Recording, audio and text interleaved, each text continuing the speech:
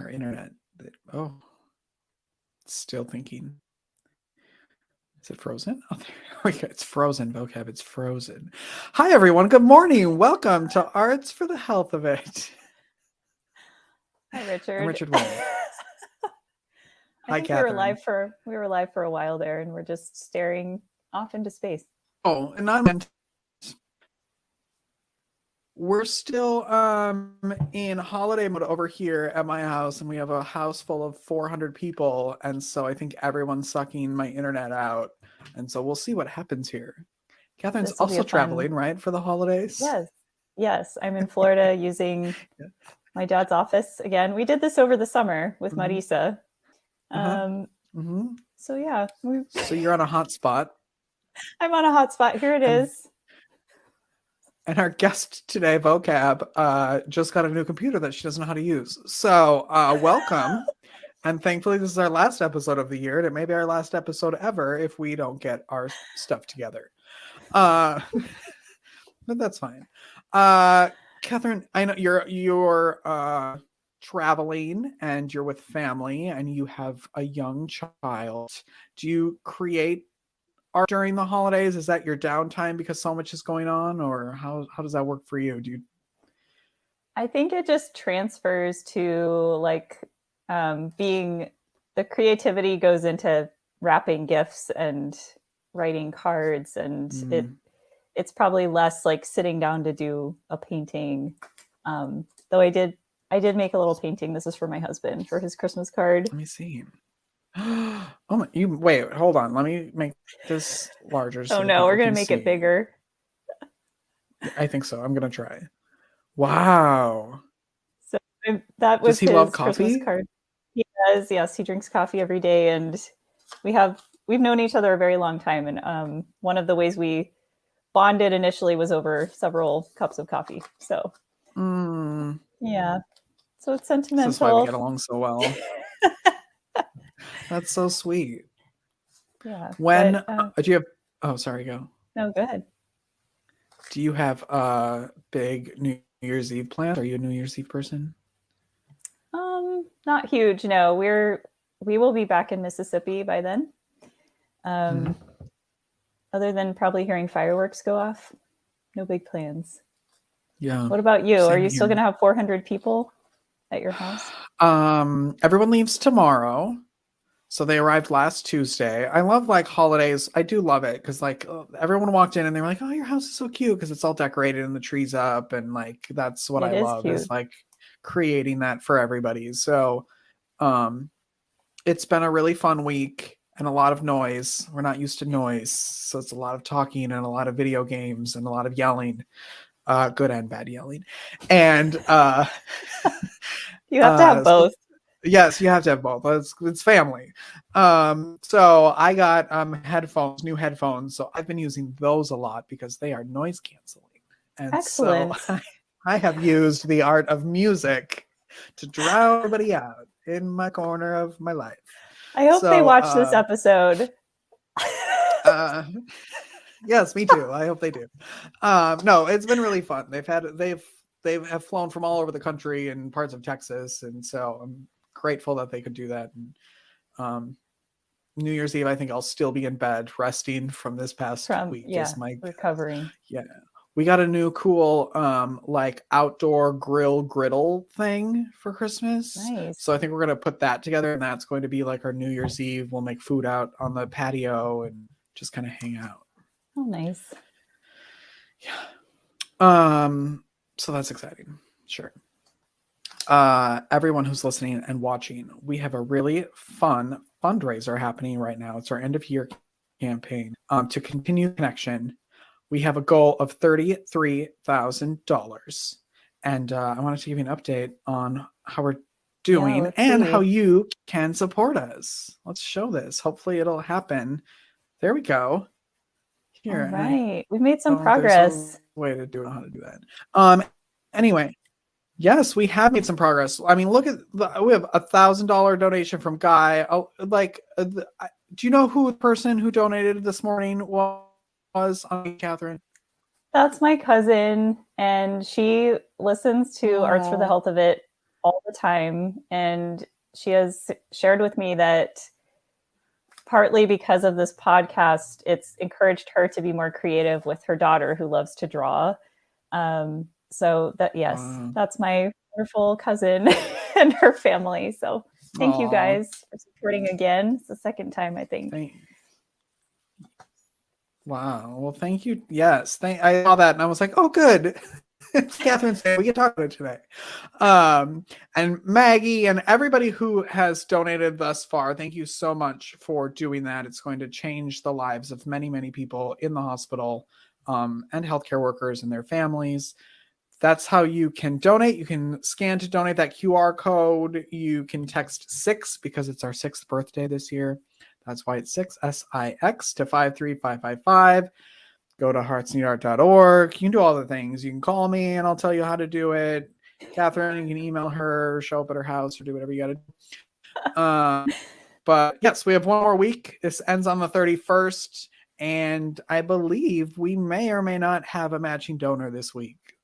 We do. So any money that you donate this week will be, yes. I didn't know if the newsletter went out yet or not. So it did. Did you check your email this morning, Richard? No, it's been a morning. I made coffee this morning and I forgot that there was still some in the pot, and so it overflowed when it may. It's been a day. Lovely. Okay, you get a pass. Yeah, so any money that you donate this week will actually be, thank you, will be matched. I need that card from you to remind me that coffee is still a good thing. All right. We have a really, really fun guest today. Thank you. I will take that from you. We should have planned that better. I could have had one here and then I know. Anyway, yeah. So we have Andrea Vocab Sanderson with us today, who's the Poet Laureate of San Antonio and just the probably best human ever. She's a poet. She is a singer. I want to talk about that. She has amazing hair today because she does it every 6 weeks for hours. She looks good. She's doing amazing things out in the world. And she's also joined Hearts Need Art, and we're very proud and excited and that she's here. Catherine, what is she going to be doing at Hearts Need Art? Oh, so our big announcement is that Vocab is joining us as, I know we need a drum roll sound effect. Do you have one? Oh, wait, hold on. Wait for it. Yeah, I can't. This is why. Okay, I'm ready. I don't have a drum roll, but I have, I have the usual. Okay, go. Starting. What is she doing, Catherine? She's just here for fun. No, starting in the new year, Vocab's going to be joining as my co-host on Arts for the Health of It. Is it clapping? I can't hear the clapping. Oh, it's the internet. It's great. So it's done. I'm looking forward to having her on today and getting to know her and have our listeners get to know who she is if they don't know her already. It's just I'm just excited she's joining Hearts Need Art. Me too. I will still be around, but not here. You don't get to listen to me babble every week, which is probably lucky for everyone. Okay, so we're going to take a quick break and we'll be back with Vocab after this 10-second song. Come along with me, and I know you'll see that a song changes everything.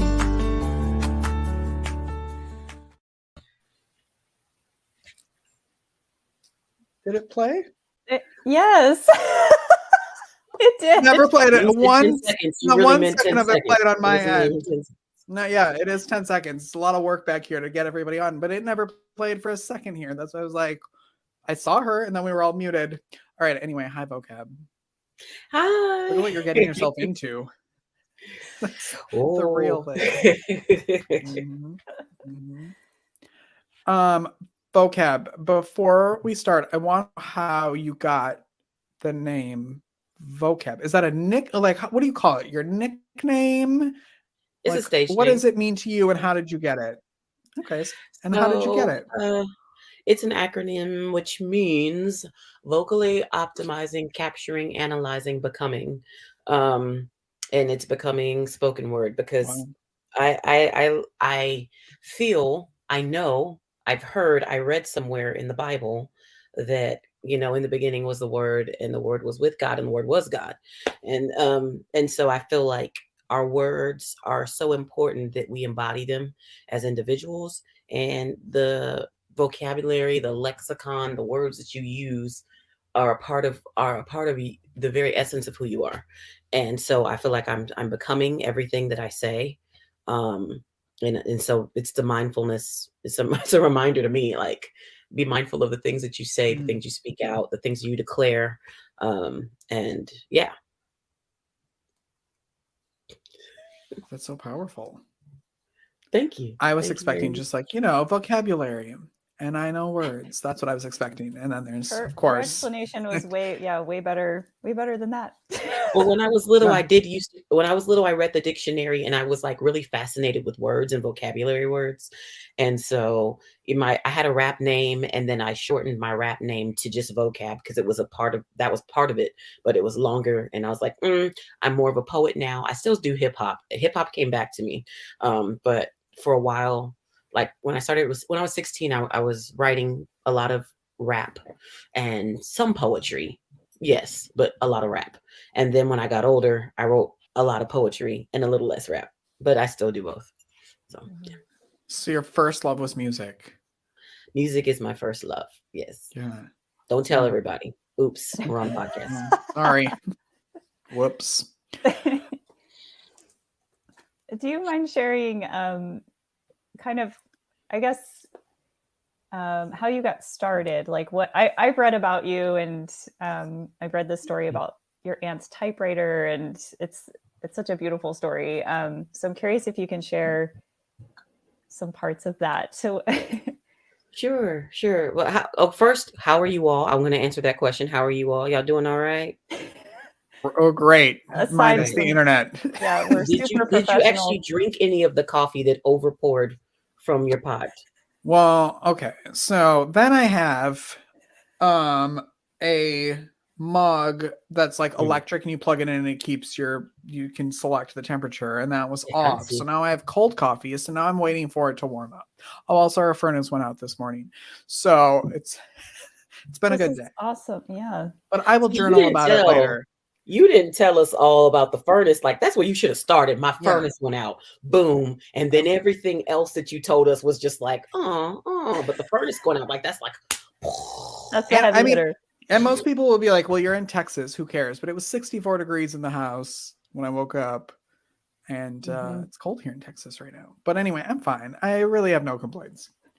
He's drinking coffee now. Yeah. Yeah, it's warm now. It's now to the perfect temperature of 136 degrees. So I am good.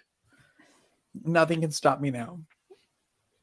Yeah, our hearts are with the people who are in those states where they have no power right now, and they're going through this Arctic freeze.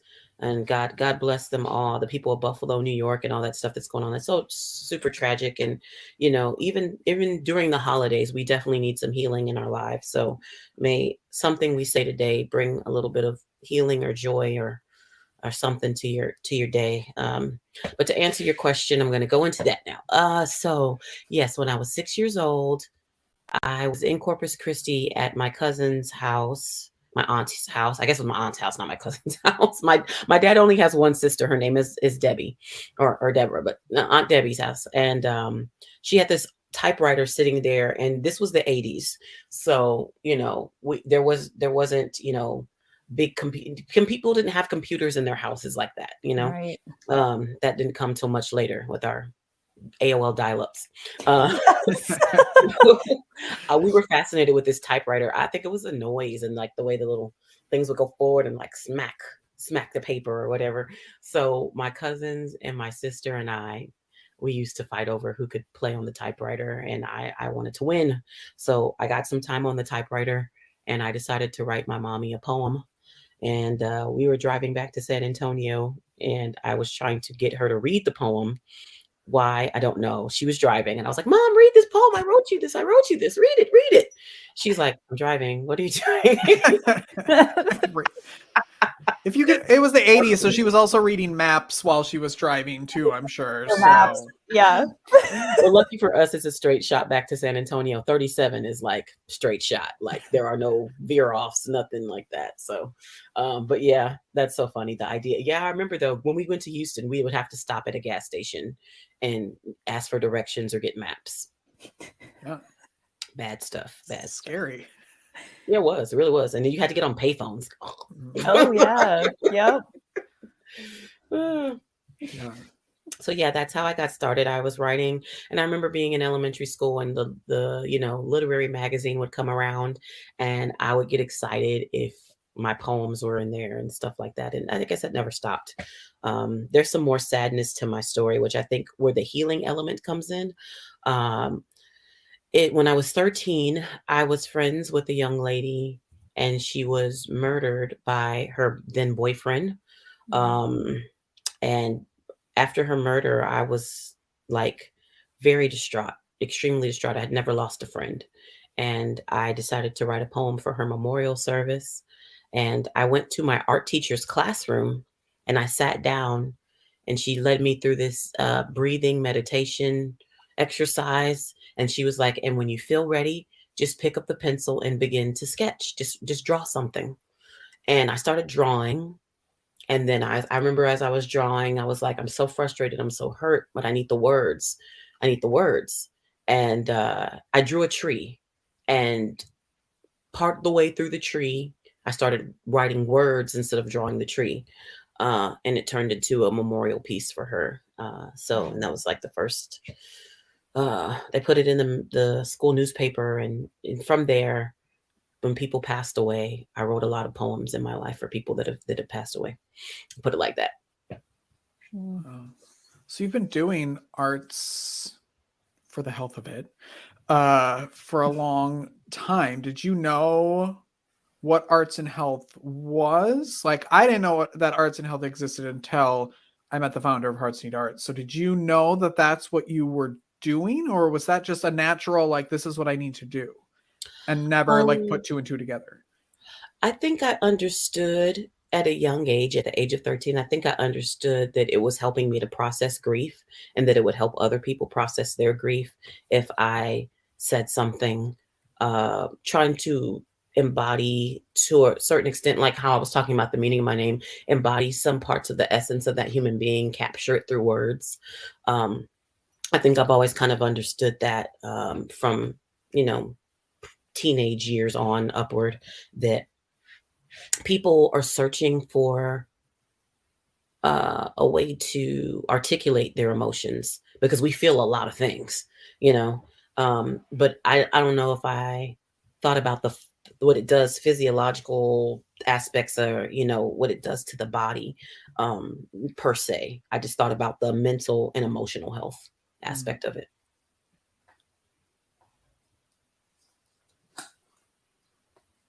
All right, I'll ask. Do you have a question? I can ask a question. I can't tell if you're frozen. Sorry. Okay. No, sorry, I Go couldn't ahead, either. I know we're going to do an activity with you today, which I'm very excited about. Do we want to do that now? Whenever y'all want. Catherine? Yeah, let's jump in. I'm just here. What do people need for this activity, so we can give them a second to go grab things if they need it? Well, it's up to you if you want to use pencil and paper or pen and paper, or if you want to write on your phone. Some of you are probably watching this on your phone. So whatever, you just need to write. Whatever you want to use to write. And everybody does it differently. Okay. Catherine, do you have pen and paper? I do. I'm ready. Awesome. No. Okay. Maybe y'all got my slides. I don't know if y'all got my slides. Oh, we sure do. Yeah. Woohoo! Watch me do this. Do we need the first one up there? Is that what you're asking for? I'm going to give you a little dance while you do it. Oh, we can't see your dance. Yeah. Okay, cool. So we're going to do a writing prompt today. And I know y'all can read, but I'm going to read to you because some of y'all have probably small screens because you may be watching this on your phone. So we're going to do a prompt. I teach a lot of creative writing, which we haven't gotten into that conversation, but maybe we'll talk about it after we do a little bit of writing. And this prompt is called If My Skin Could Speak. So you can use that as your title. You could use that as your sentence starter. You could use that as just the theme of your piece. What we're going to focus on is personification, which means giving something that is not human qualities. And I know you're thinking, my skin is part of me. Yes, your skin is part of you as a human being, but your skin is not you. It is on top of what's inside of you, and what's inside of you is the actual human being. So we're going to let your voice speak for a few minutes. Now, this poem could be 7 lines or it can be longer than that.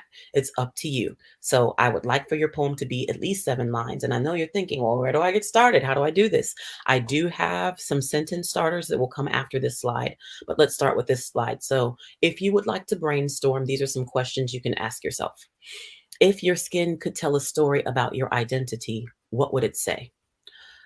Include places, colors that you've experienced, sights that you've seen, sounds that you've heard, smells that you've experienced, and sensations that you felt. What would your skin say about your family or your friends? What kind of scars do you have? A lot of people, when we do this, we do focus on the scars, which I think is amazing, because sometimes people view their scars as flaws, but they're actually something that are a part of you that is unique, because not anybody else will have the scar that you have that developed the way that you did.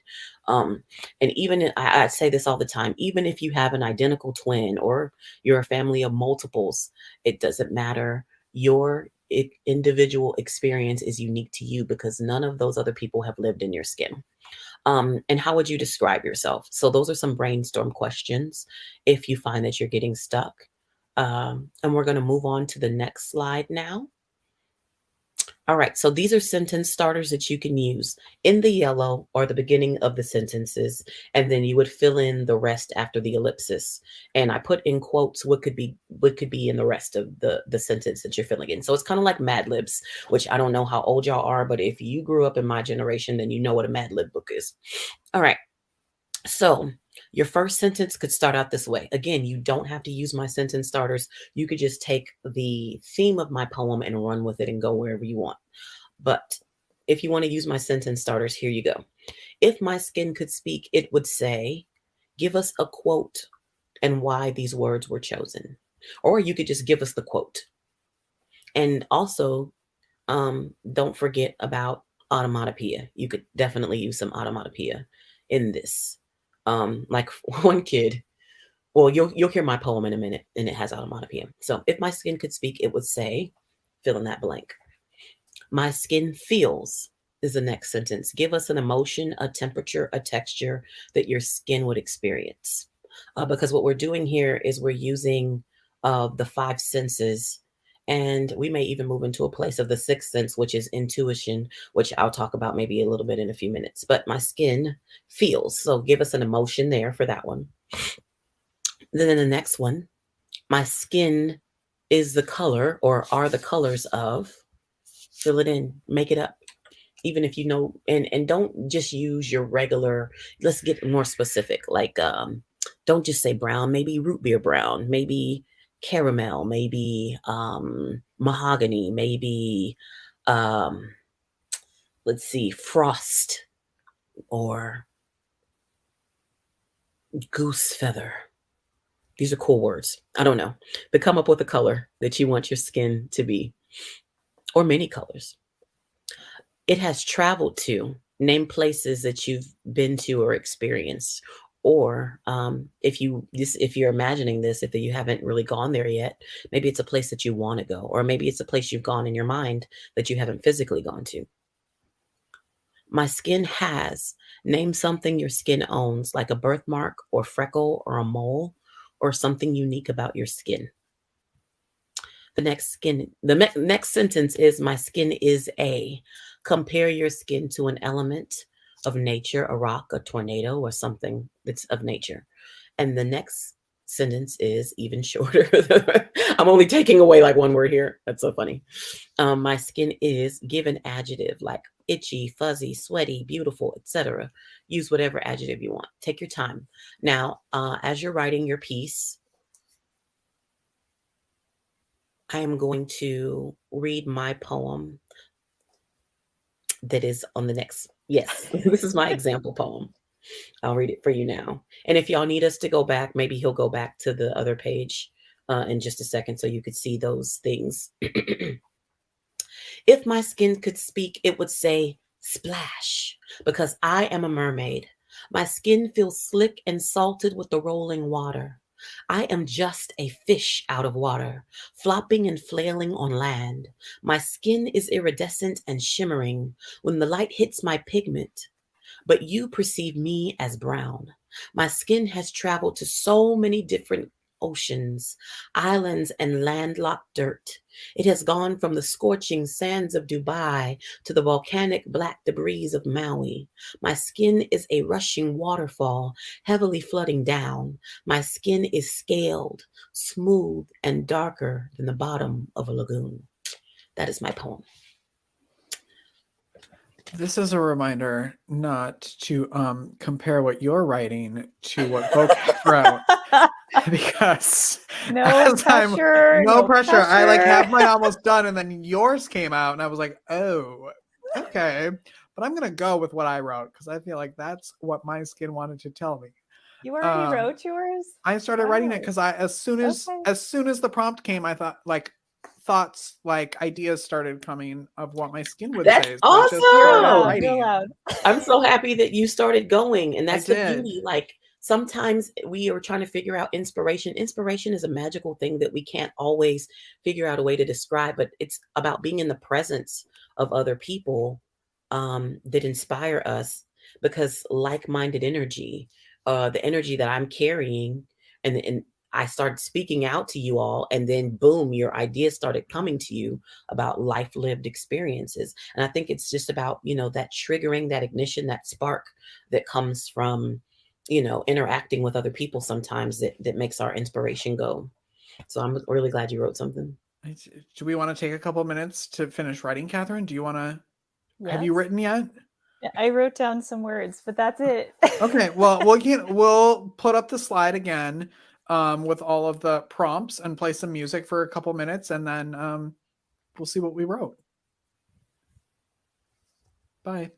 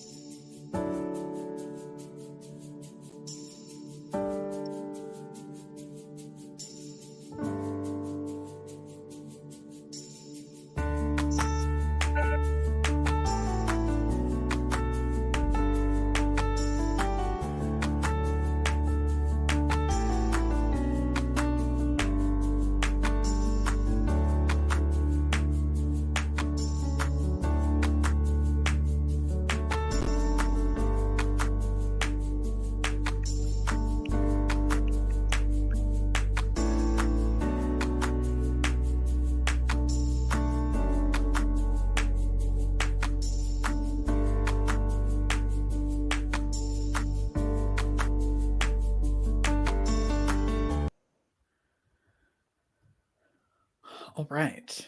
I think this is such a good, like, you could do this every day as a journal. Like, to me, it was like a check-in of like how like taking it out of yourself sort of, and like, well, how's your skin today? Like, how's that feeling today? Anyway, sorry.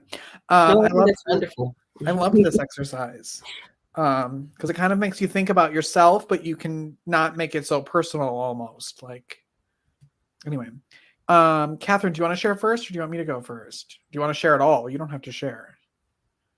You're also muted. Oh, Hi. hi. I would love for you to go first. All right, so here's mine. As soon as you said skin, the first thing that popped in my head was don't pick at me, because I'm an anxious like picker of my skin, and so it would yell at me, and I'm always bleeding. My hands are always bloody. So don't pick at me. Don't pick on me. Let me feel the sun. Let me explore the world. Give me more laugh lines. Let me drink the tears from your eyes and moisturize. Moisturize was in all caps. Oh, I didn't realize that rhymed either until just now. But that's. Oh, I thought that was intentional.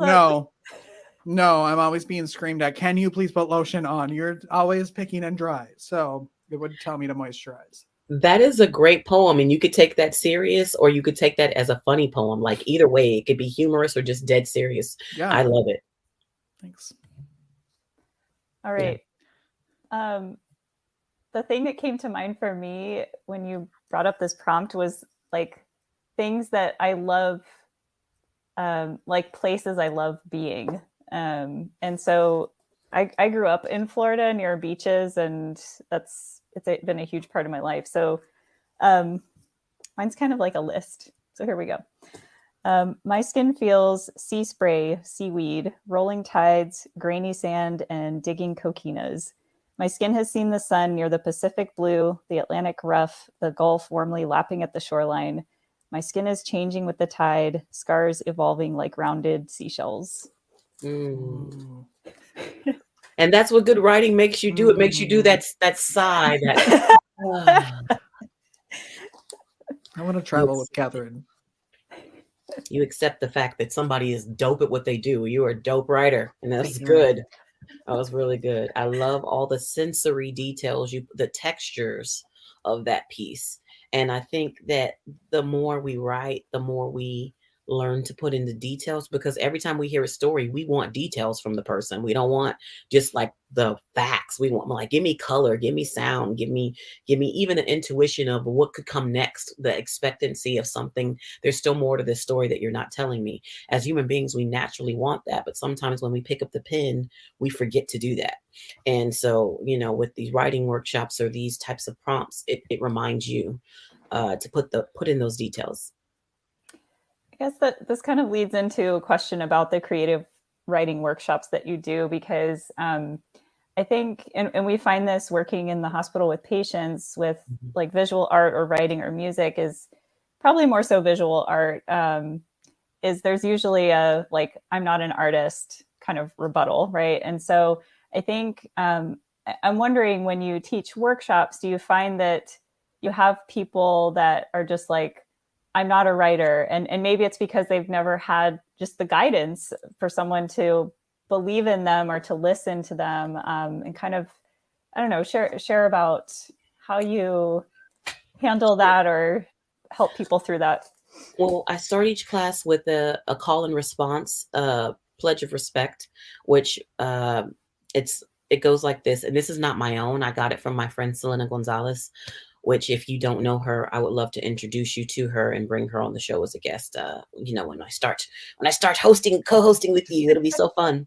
But it goes, I respect my art and the art of others. I respect my body and the bodies of others, and I respect my thoughts. That's not the order it goes in, but it's like we have to, if we start out from a place of just like self-defeat or self-deprecation, then we won't open up ourselves to the idea of creativity. And then the next mantra that I have, it's called it's like an arts mantra. I tell people to say this: I give myself permission to be creative, because that's what's happened in a lot of people's lives. They've shut certain aspects of their life down and they're not open to it. So first I have them recite this out loud and say this out loud. They make that confession, and then I lead them through whatever exercise of, talking to them about editing tools that they can use, literary devices that they can use to enhance their writing.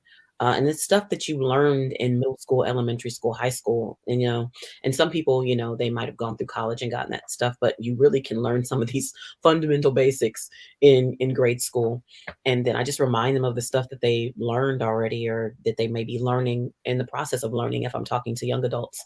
And then they're like, oh, you just kind of break it down on those levels for them so that they, can understand. And then if I hear them saying things out of their mouth like I can't or I'm not good at, I try to redirect them immediately so that they don't dwell in that space. But I feel like a writing exercise like this makes writing very practical, even though it's creative and expressive. It makes it super practical for them to use. Yeah. I feel like we could talk to you for 4 hours. Oh. Because you have so much information and you're you're doing so much. So I'm glad that we get to see you here every week starting January 10th. Because then we can learn from you every week. Like, I'm so excited for this, but I want to know, as we're wrapping up, because we told you 30 minutes and it's been way over that. When I came to you and asked you to do this, why do you think you're here? Like, what's your reason for saying yes to this? What's your why? My reason for saying yes to this is an answer to prayer, because I had talked to God. If you do not know me, if you've never heard of me, I had a 20-year career at Juvenile Detention Center as it's like entry-level type position as a main control officer. Basically, I don't know if you've ever seen a prison movie. I'm the one that opens the doors for people. I answer the phone. I'm like a secretary of the prison. I have the eyes and ears of the facility, all the cameras, all that stuff. So I worked in that office by myself for the most part. For 20 years on the night shift, just about. I think I spent 19 years on third shift, but I was on second shift for like 1 year. But anyways, so I did that for 20 years. And during most of that time, I questioned why I was there, because I knew I was like, God, this can't be it. I'm here, but this is not who I am. This isn't even my personality to like sit in a prison space in a detention facility. Right. And so all the while I was doing artistry and being an artist and stuff like that. In the last couple of years, I became the poet laureate of San Antonio. And so even more so, I was like, I really would like to have more time to dedicate to my arts career and using art to improve people's lives, because I realized that's what my destiny was, and a bigger part of my purpose. And so one day on the last week, I think, like in November, I prayed to God and I was like, God, I want to use my arts for healing specifically. Like, I want to work with people that are sick or in a bad space emotionally, to help them through and help them heal. Those were my specific words. I want to help people heal through my art. Within 2 or 3 days of me praying that prayer, my friend Sansire Murray asked me and introduced me to this idea of the Hearts Need Art, and trying to come in and work specifically either through patient care and healthcare facilities and stuff like that. So when I sat down with Richard for the onboarding process, he was like, yeah, and how about podcasting? He did not know that I had just had a conversation with my mother, and I was driving home from work, and she was like, I had this dream about you this morning. I'm talking to my mom. It's in the 7 o'clock hour, and I'm driving home in rush hour San Antonio traffic. And she was like, I had this dream and I saw you and you were on TV and you were doing an arts television show and you were interviewing people. And I feel like you need to follow that path. I feel like if there's an opportunity for that in your life, you need to follow that. And then within me having that conversation with her, like the next day or within 2 days, I was having a conversation with Richard, and he introduced the idea of podcasting and interviewing people for the arts. No lie. Incredible. every time you've told me that a couple times, like I tear up every time I hear that because I just like I can't express how excited I am for the future of this podcast with the two of you here. Now I'm gonna cry because I'm a big baby, but like You're allowed to cry. I just like this podcast was like a dream of mine for a very long time to do it for Hearts Need Art and to get to do it with such amazing people for so many years. And now I get to like watch the two of you and help you guys make something really cool. I'm very excited. So have you told them your story? How many times have you told the story on your podcast about how this organization came into your life when you were in the hospital? And have you talked about that ever? I feel like I talk about it all the time. Yeah. Yes. Yeah. Okay, because I was like, that is so powerful. Like, I wish I had been here to see. I wish I had been on the fly on the wall for some of that process of watching how this organization impacted you. Like, I see you up doing so many tremendous things in community, raising money and being fueled. And I had no idea the power of what was behind the fueling until you showed me that video in my orientation and you tried to wreck my life. I was like, welcome. Video after video of people that are, battling leukemia, battling any form of disability. And this organization comes into their life and shows them what art can do for them. And I'm just like, I'm like, this is it. This is purpose. If there's nothing else I'm here to do, like, this is so important. Yeah. Yeah. I say that all the time where I feel very selfish because I feel like I get so much out of being here and we're supposed to be doing it for other people. But it has saved my life. And so to get to watch how this is going to move out I'm so excited. Me too. Oh man. Yeah, and to watch the two of you, I can't even, like, I can't. And Vocab's episodes start on January 10th, so you have one more week of me. I'm so sorry. You're great. So, and I know do you have a giveaway for people? I do have a giveaway. That last slide will show you, because if I tried to get up right now, it would wreak havoc on this space. But the last slide will show you what it is. So I have a book entitled She Lives in Music. It was published on Flower Song Press in February of 2020. Sorry. Let me try that again. February of 2020. On Valentine's Day in 2020, I released my book through Flower Song Press there because I did it as an act of love. And that's what it was, a manifestation of love. I won a grant from which is now the Luminaria Artist Foundation. And with that grant, I did a companion project of the album, which is on the left. I know it has the same cover art, but on the left is She Tastes Like Music is the name of my album. And the book is called She Lives in Music. And Mac Shelton, who I just saw the other day, she has a cool new haircut. She did this art. I sat down at Carmen's de la Calle one day right before hosting the show. And she looked at me, she goes, I came here to see you. And then a few minutes later, she said, I want to paint you. And I asked her if I could use her painting for my art, my cover art for my book and my album. So yeah, I'm going to give away my book unless you want the album. But either way, you could just stream the album on any music platform. I'm going to give the book away. Okay, I'm done. Read her book, listen to her music. I mean, you're just amazing. As are you. Stop. This isn't about me. Deflect. Catherine will tell you how you can win those things because she does our social media and I don't know how. So I'm guessing go on our social media. Catherine. Well, yes. You can go on our Hearts Need Art social media on Facebook or Instagram.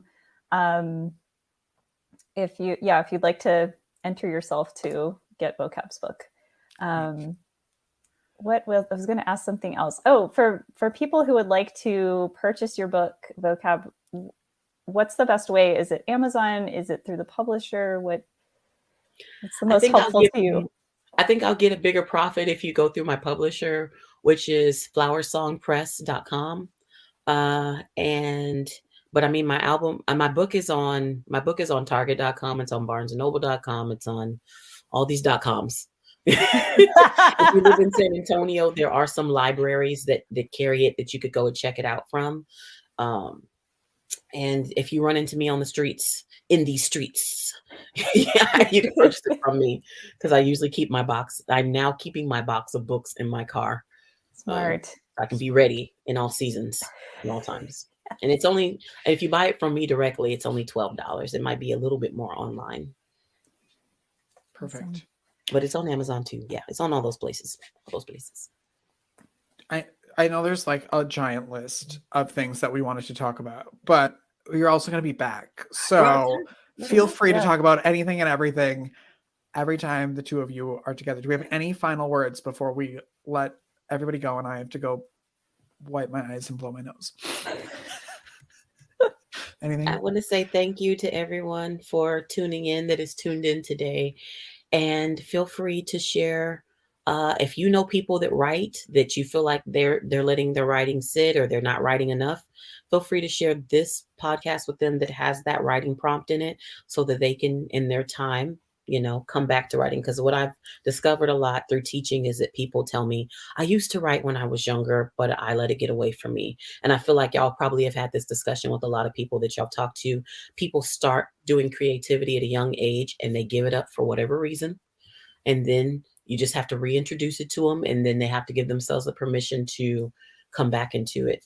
And so thank you both for the work that you do for healing and for arts. Yeah. Thank you. Thank you for being for sharing openly. And I, like Richard said, I just feel like there's so much to learn from you and with you. And I'm thankful that you're here. I'm happy to be here. I wear my primary colors for y'all. I know, and somehow our graphics matched your outfit, so that's all I'm happy about. She's happy we're here, and now we're gonna leave. So thank you all for watching and listening. Make sure you subscribe wherever you're doing those things. Keep creating, and we will see you next week. Goodbye, everyone. See ya. Thank you for listening to Arts for the Health of It. This episode is produced by Hearts Need Art, creative support for patients and caregivers, and hosted by Richard Wilmore and Catherine Garcia.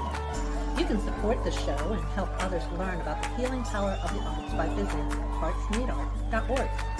The views expressed on this podcast do not necessarily reflect the views of Hearts Need Art, their staff, board members, or other affiliates. All content is created for informational purposes only.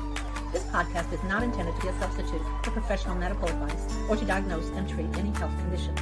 Always seek the advice of your physician or other qualified health professional with any questions you may have regarding a medical condition. Never disregard professional medical advice or delay